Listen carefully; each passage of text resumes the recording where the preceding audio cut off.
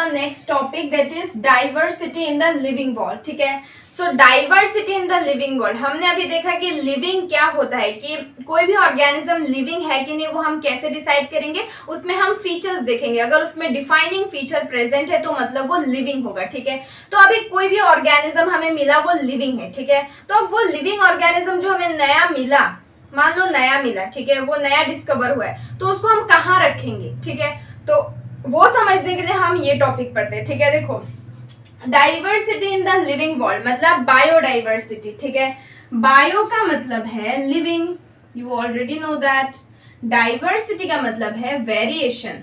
ठीक है, मतलब लिविंग वर्ल्ड में वेरिएशन, प्लांट्स और एनिमल्स के जितने भी स्पीशीज है या बाकी जो भी ऑर्गेनिज्म है उसमें वेरिएशंस, इसी को हम क्या बोलते हैं, बायोडाइवर्सिटी। मतलब क्या है, प्लांट्स जो है, प्लांट्स में अलग अलग तरह के प्लांट्स होते हैं। ह्यूमन में सारे ह्यूमन एक जैसा नहीं होता है, एनिमल्स हर एनिमल अलग होता है, ये टाइगर होता है, ये लायन होता है, ये डॉग होता है, ये कैट होता है कि नहीं। तो अलग अलग तरह के जो लिविंग ऑर्गेनिज्म है उसमें वेरिएशंस है, इसी को हम क्या बोलते हैं, बायोडाइवर्सिटी। ठीक है, तो जो ऑर्गेनिज्म है उसको हमें क्लासिफाई करना क्यों है, देखो अभी तक total 1.7 to 1.8 million, that is 17 to 18 lakhs, 17 to 18 lakhs species पाए गए अभी तक अर्थ में। ठीक है, तो मान लो स्पीशीज, टाइगर एक स्पीशीज है, कैट एक स्पीशीज है, ह्यूमन एक स्पीशीज है। ठीक है, अब टाइगर जो एक स्पीशीज है उसमें कितने सारे टाइगर हैं, ह्यूमन एक स्पीशीज है, कितने सारे ह्यूमन है दुनिया में, कैट एक स्पीशीज है, कितने सारे कैट्स है इस दुनिया में, है ना। तो 17 to 18 lakhs अगर स्पीशीज ही है तो उसके अंदर कितने सारे ऑर्गेनिज्म है मान लो, तो एक एक इंडिविजुअल ऑर्गेनिज्म को स्टडी करना पॉसिबल है क्या, नहीं सॉरी। मान लो ये एक टाइगर है, इसके बारे में स्टडी किया, ये एक टाइगर है, इसके बारे में स्टडी किया, ऐसे दुनिया में जितने भी ऑर्गेनिज्म है सबको एक एक करके स्टडी करना इट्स नॉट पॉसिबल। ठीक है, इसीलिए क्लासिफिकेशन सिस्टम आया। ठीक है, जो टाइगर है उसको एक स्पीशीज में रखा, मान लो टाइगर एक स्पीशीज है, ठीक है, टाइगर का एक ग्रुप है, तो नया एक टाइगर डिस्कवर हुआ तो उसको हम उसी टाइगर के ग्रुप में रख देंगे, और उस टाइगर के ग्रुप में जितने भी कैरेक्टरिस्टिक्स फीचर्स होंगे वो जो नया टाइगर आया उसका भी सेम ही होगा, तभी तो इसी ग्रुप में रखा है ना। तो एक एक करके डिस्कस करने की या स्टडी करने की जरूरत नहीं होगी, इसीलिए क्लासिफिकेशन सिस्टम जो है वो आया। ठीक है, सो सारे के सारे ऑर्गेनिज्म के बारे में इंडिविजुअली स्टडी करना is not possible, that's why classification जो है वो बनाया गया। ठीक है, अब ऑर्गेनिज्म को क्लासिफाई कैसे करते हैं वो हम पढ़ते हैं। ठीक है, जोश कैसा है बताओ, तुम सबका बताओ। 11 12 में बहुत ज्यादा दोष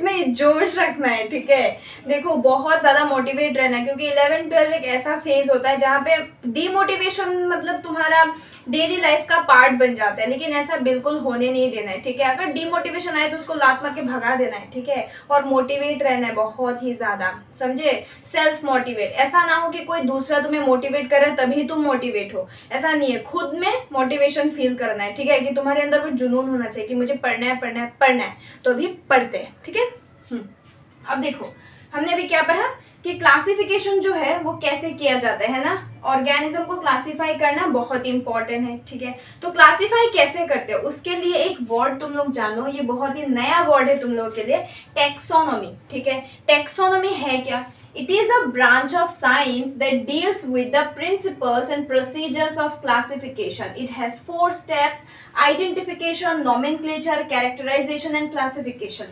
ये क्या बोल दिया मैंने, what does it mean, मैंने ये क्या बोल दिया, क्या तुम लोगों को समझ में आया, let me tell you। ठीक है, देखो टेक्सोनॉमी क्या करता है, क्लासिफिकेशन जो होता है, कोई भी ऑर्गेनिज्म है, ठीक है, मान लो एक नया ऑर्गेनिज्म डिस्कवर हुआ, ठीक है, तो उसको जो क्लासिफाई करने का पूरा प्रोसीजर होता है उसी को हम बोलते हैं टेक्सोनॉमी। ठीक है, टेक्सोनॉमी एक ब्रांच है साइंस का। मान लो टेक्सोनॉमी क्या करता है, कोई भी ऑर्गेनिज्म को कैटेगराइज कैसे करते हैं, क्लासिफाई कैसे करते हैं उसको देखते हैं। ठीक है, उसका काम क्या है, मतलब जो क्लासिफिकेशन होता है वो कौन कराता है, टेक्सोनोमी कराता है, ठीक है।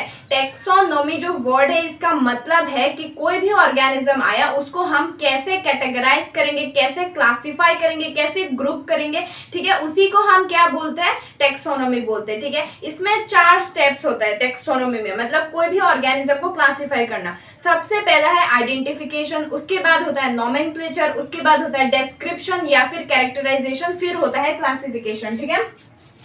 कैरेक्टराइजेशन या फिर डिस्क्रिप्शन, ठीक है।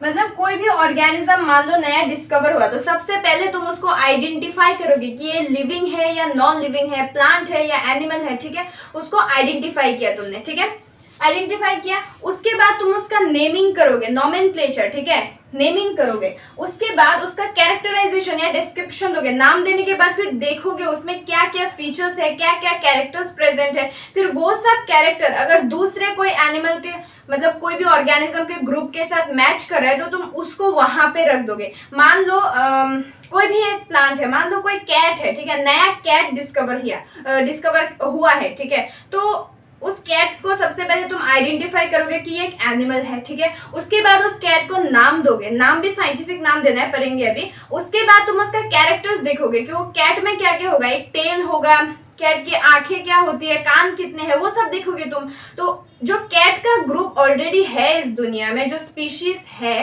तो ये जो नया डिस्कवर हुआ कैट है इसका कैरेक्टर्स और उस ग्रुप के कैरेक्टर्स के साथ मैच करेगा। तो जब मैच करेगा तब तुम इस कैट को उस कैट के स्पीशीज में रख दोगे, ठीक है। तो हो गया क्लासिफिकेशन, समझ में आया। अगर कैरेक्टर्स मैच नहीं कर रहे पुराने किसी भी कैटेगरी के साथ तब तुम इसको एक नया ग्रुप दे दोगे। तो जब लेटर ऑन ऐसे ही कैरेक्टर्स वाले कैट और डिस्कवर होंगे तब तुम इसको इस ग्रुप में रखोगे। समझ में आया। तो एक एक करके डिस्कस करते हैं। सबसे पहला है आइडेंटिफिकेशन। कोई भी ऑर्गेनिज्म डिस्कवर हुआ नया नया तो उसको तुम सबसे पहले आइडेंटिफाई करोगे कि ये लिविंग है या नॉन लिविंग है, प्लांट है या एनिमल है। और लिविंग तुम कैसे डिफाइन करोगे, अगर उसमें डिफाइनिंग फीचर प्रेजेंट होगा, अगर उसमें मेटाबॉलिज्म हो रहा है, सेलुलर ऑर्गेनाइजेशन है या कॉन्शियसनेस है, तब वो क्या होगा, लिविंग होगा, ठीक है। लिविंग या डेड या फिर वो प्लांट है, एनिमल है, वो सबसे पहले तुम उसको आइडेंटिफाई करोगे, ठीक है। उसके बाद होगा नोमेनक्लेचर का प्रोसेस। तो नोमेनक्लेचर कैसे करते हैं वो अभी हम पढ़ते हैं, ठीक है। ठीक है, यस। ये मौसम के बारिश, ये बारिश का पानी, ये पानी की बूंदे तुझे ही तो ढूंढे। गाना सुन रहे हो क्या? आज थोड़ा थोड़ा बारिश हो रहा है इसलिए बारिश वाला गाना मुझे याद आ गया। ठीक है, चलो पढ़ते हैं, ठीक है। अभी ये मौसम के बारिश अभी नहीं पढ़ना है, ये अभी ये सब पढ़ते हैं, ठीक है। ओके, नोमेनक्लेचर, ठीक है। सबसे पहले क्या करना है, ऑर्गेनिज्म को आइडेंटिफाई करना है, आइदर इट इज लिविंग और non living, it is plant और एनिमल, ठीक है। उसके बाद नोमेनक्लेचर करना है। नोमेनक्लेचर का मतलब है नेमिंग करना, ठीक है। जैसे कि तुम्हारा नाम है चिंचुलाल, मिंचुलाल, वैसे ही मतलब कोई भी ऑर्गेनिज्म का नाम होता है ना, वो नेमिंग देना, ठीक है, नामकरण करना, ठीक है। ओके, सो देखो नोमेनक्लेचर क्यों इंपॉर्टेंट है। The organism should have one fixed name. इसका मतलब ये सेंटेंस क्यों बोला मैंने, नोमेनक्लेचर इंपॉर्टेंट क्यों है, बताओ जरा। बताओ, दिमाग लगाओ थोड़ा, कॉमन सेंस। कोई भी ऑर्गेनिज्म को, अब तुम बोलोगे कोई भी ऑर्गेनिज्म को बुलाने के लिए या आइडेंटिफाई करने के लिए नाम इंपॉर्टेंट है, ये मेन रीजन नहीं है। हाँ, ये तो है कि कोई, मान लो कोई टाइगर है, ठीक है, उसको हम टाइगर क्यों बुलाते हैं, ताकि हम उसको पहचान पाए, है ना, इसीलिए टाइगर बुलाते हैं। लेकिन मेन रीजन ये नहीं है। नोमेनक्लेचर जो होता है ऑर्गेनिज्म का, हमेशा साइंटिफिक नाम दिया जाता है यहाँ पे। क्यों? क्योंकि मान लो जो पानी है, ठीक है, पानी को हम हिंदी में पानी बोलते हैं, इंग्लिश में वाटर बोलते हैं, ठीक है। इंग्लिश एक इंटरनेशनल लैंग्वेज है इसलिए ये पूरे दुनिया में समझ जाएंगे लोग। लेकिन मान लो इंडिया में पानी बोलते हैं, ठीक है, रशिया में उनकी रशियन लैंग्वेज में कुछ और बोलते हैं पानी को, ठीक है, या फिर इटली में कुछ और बोलते हैं। मतलब बाकी अलग अलग कंट्रीज में अलग अलग खुद का लैंग्वेज होता है, तो अलग अलग नाम से बुलाते हैं, ठीक है। तो कोई भी फिक्स्ड नाम नहीं है। तो अगर मुझे पानी बोलने से समझ में आता है, अगर मैं रशिया चली गई और रशियन भाषा में उन लोगों ने पानी को कुछ और बोल दिया, मुझे समझ में आएगा क्या? नहीं आएगा ना। तो इसीलिए ऑर्गेनिज्म जो होता है उसका एक साइंटिफिक नाम होता है, ताकि वो पूरे दुनिया में उसको मतलब पहचाने, ठीक है, अलग अलग ना हो, ठीक है, वन फिक्स्ड नाम हो, इसीलिए साइंटिफिक नेम दिया जाता है, ठीक है। अब ये देखो, जो प्लांट्स होता है, प्लांट्स को नाम कौन देते हैं? ICBN करके एक बोर्ड होता है, that is international code for botanical nomenclature. ICZN मतलब international code for zoological nomenclature, ठीक है। सो जितने भी प्लांट्स है उसका नामकरण ये ICBN करता है, जितने भी एनिमल्स है उसका नामकरण ये ICZN करते हैं। बैक्टीरिया, कल्टिवेटेड प्लांट्स, उन सब के लिए भी अलग अलग ग्रुप होता है, ठीक है। तो कोई भी ऑर्गेनिज्म अगर तुमने आइडेंटिफाई किया कि ये प्लांट है, तो आइडेंटिफाई करने के बाद तुम इसको ICBN में भेजोगे इसका इंफॉर्मेशन, फिर ये क्या करेगा? उसका नोमेनक्लेचर करेगा, ठीक है। अगर कोई एनिमल डिस्कवर हुआ तो तुम ICZN में भेजोगे और वो उसका क्या करेगा? नोमेनक्लेचर करेगा। समझ में आ गया? तो अब ये नोमेनक्लेचर जो होता है, हमने पढ़ा कि जो नोमेनक्लेचर होता है वो साइंटिफिक नाम होता है, क्योंकि सारे दुनिया में इसको एक ही नाम से जाना जाए, ऐसा ये रूल है, ठीक है। अब ये नोमेनक्लेचर किया कैसे जाता है वो हम पढ़ते हैं, ठीक है। देखो, नोमेनक्लेचर जो होता है, सबसे एक्सेप्टेबल जो नोमेनक्लेचर है दैट इज बाइनोमियल नोमेनक्लेचर, ठीक है। ट्राइनोमियल नोमेनक्लेचर भी होता है, लेकिन जो सबसे एक्सेप्टेबल है that is binomial nomenclature. Bi मतलब दो, ठीक है। और ये जो बाइनोमियल नोमेनक्लेचर सिस्टम है, ये कैरोलस लिनियस नाम का एक साइंटिस्ट ने डिस्कवर किया था, और उस बाइनोमियल नोमेनक्लेचर के रूल्स है कुछ, वो रूल्स के हिसाब से हम कोई भी ऑर्गेनिज्म का नाम देते हैं, ठीक है। अब कैसे देते हैं वो मैं अभी बताती हूँ, ठीक है। जरा सबसे पहले तो नोट्स का स्क्रीनशॉट मारो, ठीक है। नोट्स इंपॉर्टेंट है, मैंने बोला ना, ठीक है। बाइनोमियल नोमेनक्लेचर, ठीक है। बाय का मतलब है दो, ठीक है, टू। तो इसका मतलब क्या होगा? ये जो बाइनोमियल नोमेनक्लेचर है, ये कैरोलस लिनियस नाम का साइंटिस्ट ने दिया था, ठीक है। तो इस नोमेनक्लेचर सिस्टम के हिसाब से हम नेमिंग कैसे करते हैं कोई भी ऑर्गेनिज्म का, ठीक है। इसके कुछ रूल्स है। देखो, कोई भी ऑर्गेनिज्म को हम ऐसे तैसे चिंटू मिंटू नाम नहीं दे सकते, कुछ रूल्स को फॉलो करके हमें साइंटिफिक नाम देना होता है, ठीक है। सबसे पहला जो रूल है, द नेम इज इन, देखो ये सब चीजें तुम लोगों के लिए एकदम नया है, ठीक है। तो बहुत अच्छे से समझो। अगर एक बार में समझ में नहीं आए तो लेक्चर दोबारा देखो, 3 बार देखो, 4 बार देखो, एक बार में तो समझ में आ ही जाएगा, ठीक है। कोई भी बार में आएगा, लेकिन एक बार समझ में नहीं आने से ऐसा नहीं है कि स्किप कर दोगे, डिमोटिवेट होके बैठे रहोगे। नेक्स्ट फिर से देखना है, 5 बार देखो, 5 बार में तो समझ में आ जाएगा, ठीक है। तो first rule is the name is in 2 components, that is one generic name and the other one is specific epithet, ठीक है। सो बाइनोमियल नोमेनक्लेचर इसीलिए बोला है, बाय का मतलब है 2, ठीक है। तो ये जो नाम होगा ये हमेशा 2 वर्ड में होगा। तुम्हारा नाम मान लो चिंटू लाल है, चिंटू एक है, लाल एक है, ठीक है, 2 वर्ड है। वैसे ही ये जो नेमिंग होगा ये हमेशा 2 वर्ड में लिखा जाएगा, ठीक है।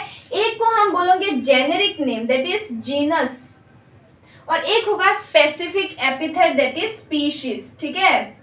तो इसका मतलब क्या होगा? जो नाम होगा उसमें पहला वर्ड जो होगा वो जीनस होगा, दूसरा वर्ड जो होगा वो स्पीशीज होगा, ठीक है। सारे रूल पढ़ने के बाद एग्जांपल देके समझाऊंगी।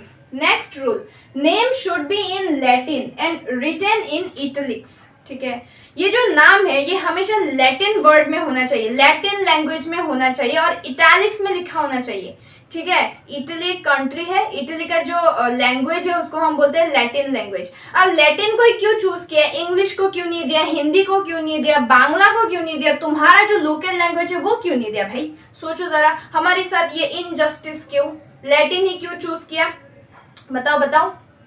क्योंकि जो लैटिन लैंग्वेज है वो एक डेड लैंग्वेज है, मतलब लैटिन लैंग्वेज अभी कोई यूज नहीं करता, ये डेड हो गया है और इसमें कोई चेंजेस नहीं होगा, ठीक है। मान लो तुमने इंग्लिश में कोई नाम दिया, कुछ दिन के बाद ये चेंज हो गया, तो ऐसा तो नहीं होगा ना, कोई एक फिक्स्ड नाम होना पड़ेगा। अब देखो, टाइगर का नाम टाइगर है, अगर आज मैंने टाइगर रखा कि ये टाइगर है, कल मैंने बोल दिया ये दूसरा है, तो कैसे होगा? अब मुझे पता है ये इसका नाम चेंज हो गया, पूरी दुनिया को भी तो पता चलना चाहिए, है कि नहीं? तो ऐसे बार बार अगर नाम चेंज होता रहेगा तो प्रॉब्लम होगा कि नहीं? स्पीशीज आइडेंटिफाई करना ही प्रॉब्लम होगा, है कि नहीं? नाम चेंज हो गया, भाई आज मैंने तो सुना ये था, कल ये हो गया, तो नाम जो लैंग्वेज है वो चेंज नहीं होना चाहिए, ठीक है। जो लैटिन लैंग्वेज है वो डेड लैंग्वेज है, तो ये कभी भी चेंज नहीं होगा, ठीक है। इसीलिए लैटिन लैंग्वेज में साइंटिफिक नाम रखा जाता है। रिटन इन इटलिक्स का मतलब है इटलिक्स में लिखना, मतलब ऐसे ऐसे ऐसे करके लिखना, थोड़ा स्टाइल में, ठीक है।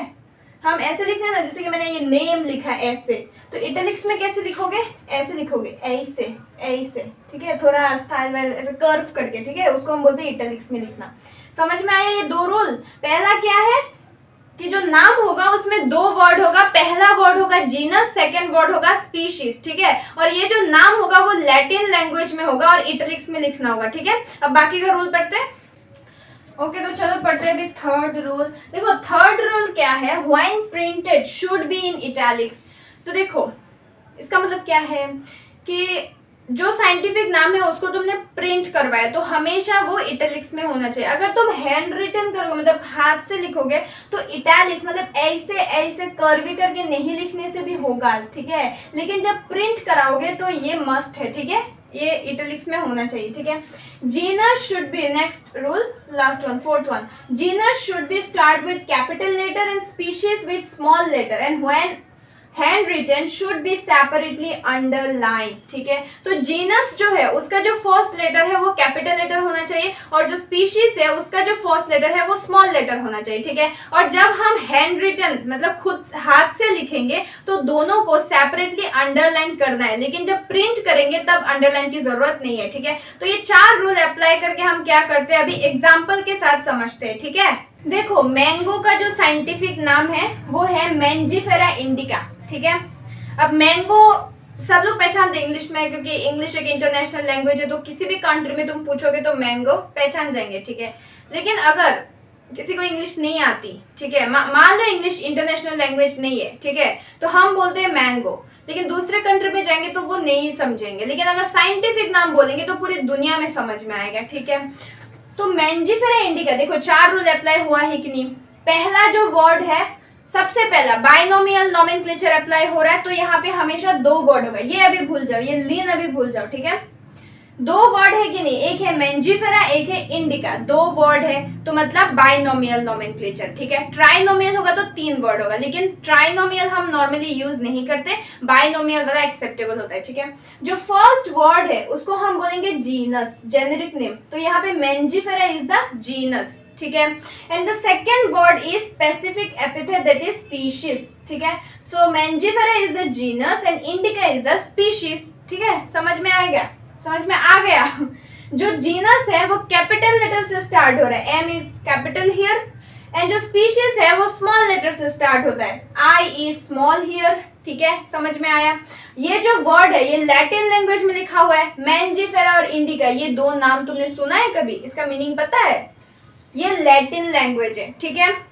अब इसको जब तुम प्रिंट कराओगे, ये हैंड रिटन है इसीलिए अंडरलाइंड है, ठीक है। सेपरेटली अगर तुम ऐसे अंडरलाइन कर दोगे पूरा तब ये गलत होगा, सेपरेटली अंडरलाइन करना है, ठीक है। मैंजीफेरा के नीचे इंडिका के नीचे अलग अलग से, समझ में आया, ठीक है।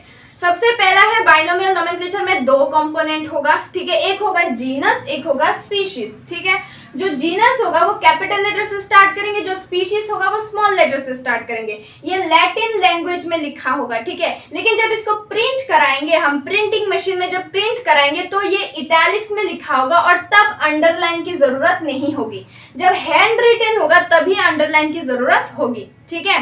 अब एक छोटा सा रूल है दैट जो साइंटिस्ट ने डिस्कवर किया था, ठीक है, देखो बाइनोमियल नोमेनक्लेचर जो है वो कैरोलस लिनियस ने डिस्कवर किया था, इसीलिए हमेशा हर नाम के साथ एब्रिविएट फॉर्म में साइंटिस्ट का नाम लिखा जाता है, ठीक है। LINN लिखने से भी होगा या फिर ओनली L लिखने से भी हो जाएगा, ठीक है। अब देखो हर एक जो ऑर्गेनिज्म है उसको कैरोलस लिनियस ने डिस्कवर नहीं किया, लेकिन बाइनोमियल नोमेनक्लेचर सिस्टम डिस्कवर किया ना, इसीलिए हर एक नाम के साथ ये लिन जो है एब्रिविएट फॉर्म में लिखा जाता है, और ये हैंड रिटन हो या प्रिंटेड हो इसके नीचे लाइन नहीं होगा, इसमें अंडरलाइन नहीं करना है। समझ में आ गया कि कोई भी ऑर्गेनिज्म का बाइनोमियल नोमेनक्लेचर कैसे करते हैं, ठीक है। तो ये हो गया, ओके।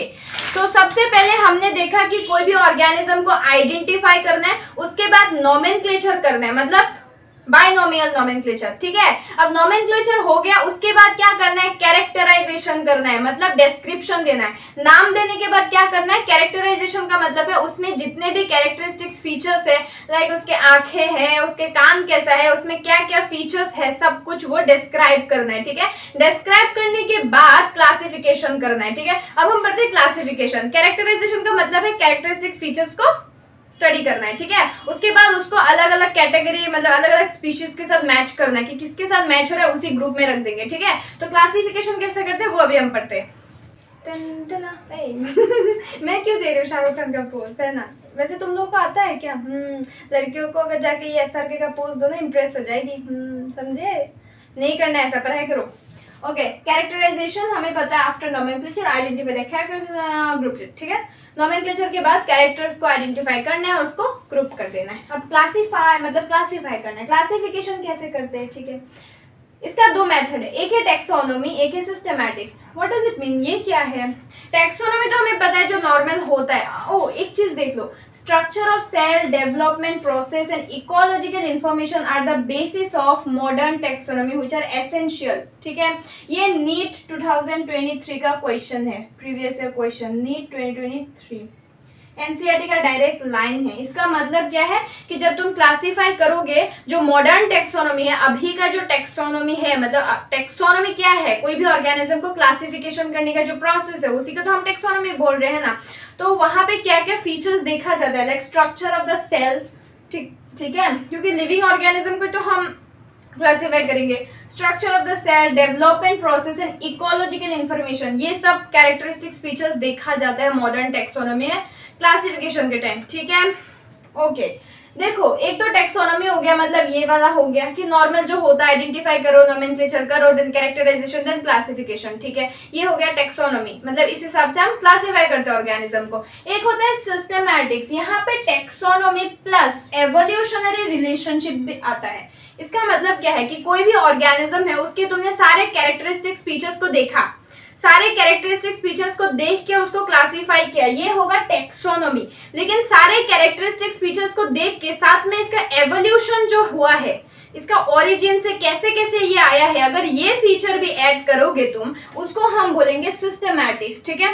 तो ये ज्यादा अच्छा है ना सिस्टमैटिक्स, क्योंकि तुमने यहाँ पे सारे कैरेक्टर्स को इंक्लूड किया है, ठीक है? एक्सटर्नल फीचर्स, इंटरनल फीचर्स को तो इंक्लूड किया ही किया है, साथ में इसका हिस्ट्री जो है, एवोल्यूशन कैसे हुआ, इसका ओरिजिन क्या है, सब कुछ तुमने देखा, ठीक है? तो ये बहुत ही डिटेल स्टडी हुआ, ठीक है? तो ऐसे हम क्लासीफाई करते हैं। तो समझ में आ गया?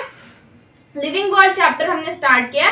सबसे पहले हमने देखा लिविंग क्या होता है, कि जिसमें भी जो भी ऑर्गेनिज्म में डिफाइनिंग फीचर प्रेजेंट होगा वो क्या होगा, लिविंग होगा। अब देखो कोई भी लिविंग ऑर्गेनिज्म डिस्कवर हुआ, उसको हम कैसे क्लासिफाई करेंगे? सबसे पहले उसको आइडेंटिफाई करेंगे, ये लिविंग है, नॉन लिविंग है, प्लांट है, एनिमल है, जो भी है, ठीक है? फिर उसका नोमेनक्लेचर करेंगे, बाइनोमियल नोमेनक्लेचर। उसके बाद नोमेनक्लेचर करने के बाद हम उसका कैरेक्टराइजेशन या डिस्क्रिप्शन देंगे, उसका कैरेक्टरिस्टिक्स फीचर्स क्या है, उसके बाद क्लासिफाई करेंगे। मान लो कोई एक ऑर्गेनिज्म हमें मिला, ठीक है? मान लो ये एनिमल है, ठीक है? आइडेंटिफाई किया, फिर उसको हमने नहीं, ओके, आम का एग्जांपल लेते हैं क्योंकि बुक में मैंजिफेरा इंडिया का एग्जांपल दिया, ठीक है? कोई भी सबसे पहले आइडेंटिफाई किया हमने कि कोई भी एक ऑर्गेनिज्म मिला हमें, ये एक प्लांट है, ठीक है? फिर हमने इसको नाम दिया, नोमेनक्लेचर किया, ये मैंजिफेरा इंडिका हमने नाम दिया, ठीक है? फिर हमने इसका कैरेक्टरिस्टिक्स फीचर्स देखा, लाइक इसका जो पेड़ होता है वो बड़ा होता है, इसमें टैप रूट सिस्टम होता है, इसमें फ्रूट होता है, जिसको जो फ्रूट होता है वो येलो कलर का होता है जब पक जाता है, और जब नहीं पकता तब ग्रीन कलर का होता है। इसका पत्ते छोटे छोटे या बड़े बड़े कैसा होता है, सब कुछ फीचर्स हमने देखा। फिर हमने देखा ये सारे फीचर्स तो ये आम है, आम का जो पेड़ है उसके फीचर्स से, उसके कैरेक्टर से मैच कर रहा है, तो हम उसको क्या करेंगे, आम के ग्रुप में रख देंगे। ऐसे हम क्लासिफाई करते हैं। समझ में आ गया? अगर ऐसा कोई कैरेक्टर है कि कोई भी दुनिया में जितने भी ग्रुप है उसके साथ मैच कर ही नहीं रहा है, तो इसका एक नया ग्रुप बना दिया जाता है। नेक्स्ट अगर ऐसे ऑर्गेनिज्म डिस्कवर हुआ तो उसको इस ग्रुप में रख दिया जाता है, ठीक है? समझ में आ गया? नेक्स्ट टॉपिक हम डिस्कस करते हैं, दैट इज टेक्सोनोमिक कैटेगरीज, ठीक है? ये जो टेक्सोनोमी हमने पढ़ा कि क्लासिफाई कैसे करते हैं, ठीक है? तो अब जो कोई भी ऑर्गेनिज्म को हम क्लासिफिकेशन करेंगे, उसका स्पीशीज, जीनस, ऑर्डर, फैमिली, वो सब पढ़ते हैं हम, टेक्सोनोमिक कैटेगरी, ठीक है? चलो पढ़ते, चलो चलो चलो।